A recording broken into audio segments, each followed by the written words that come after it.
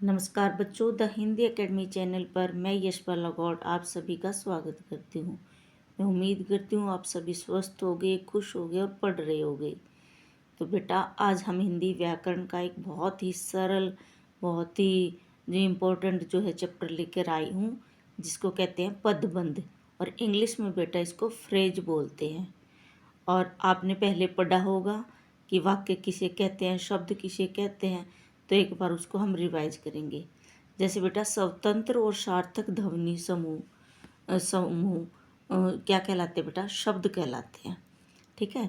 फिर है शब्दों का प्रयोग जब किसी वाक्य में किया जाता है तो वे शब्द न रहकर बेटा पद कहलाते हैं। यानी कि जब बहुत सारे शब्द होंगे और उनको आप एक वाक्य का रूप दोगे, उससे कोई काम करवाओगे, तो वे क्या कहलाएंगे बेटा? पद कहलाएंगे। ठीक है। फिर पदों के सार्थक एवं व्यवस्थित समूह को वाक्य कहा जाता है। सार्थक और व्यवस्थित क्या हुआ बेटा? यानी कि आप शब्दों को ना आगे पीछे मर्जी से कहीं भी नहीं लगा सकते, बल्कि एक व्याकरण की दृष्टि से एक क्रम में कि पहले कर्ता, फिर कर्म, फिर क्रिया, ऐसे लगाना है ताकि उनका कोई एक निश्चित अर्थ निकले। तो इसे कहेंगे सार्थक और व्यवस्थित।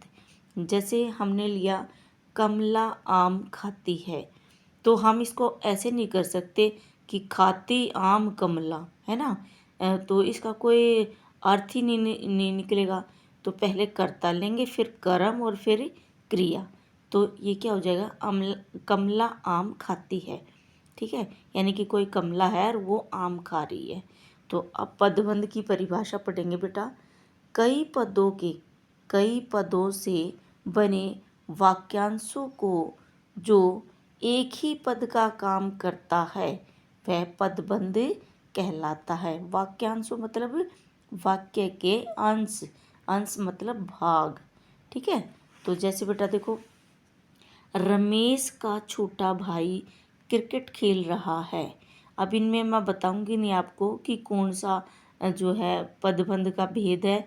ये आपको जब आप ये पूरा चैप्टर पढ़ लोगे तो इनके आंसर आप कमेंट बॉक्स में लिखकर बताना, तो ताकि मुझे पता चले कि आपको ये चैप्टर समझ आ गया। तो यहाँ पर रमेश का छोटा भाई तक जो है अंडरलाइन की गई है और आपको बताना है कि इसमें कौन सा पदबंध है। नेक्स्ट है बेटा, रोज समय पर आने वाले आप आज देर से क्यों आए। नेक्स्ट है बेटा, खेत में लगा बड़ा और सूखा पेड़ गिर गया। देखो यहाँ सूखा तक है अंडरलाइन। फिर है वह प्राय हमारे घर आता रहता है, यहाँ पर अंडरलाइन है। वह बहुत सोच समझकर धीरे धीरे बोल रहा है। तो धीरे धीरे तक अंडरलाइन है। तो आप पहले चैप्टर समझो, फिर आपको इनके पता चल जाएगा कि ये कौन सा भेद है। ठीक है। जैसे बेटा पदबंध के प्रकार, मतलब पदबंध जो है कितने प्रकार के होते हैं, तो पदबंध 5 प्रकार के होते हैं। देखो, पैसे ही पांडव बनते, पांडव कितने थे? 5। तो पदबंध भी जो है कितने प्रकार के हुए? 5 प्रकार के। तो नंबर 1 है बेटा संज्ञा पदबंध।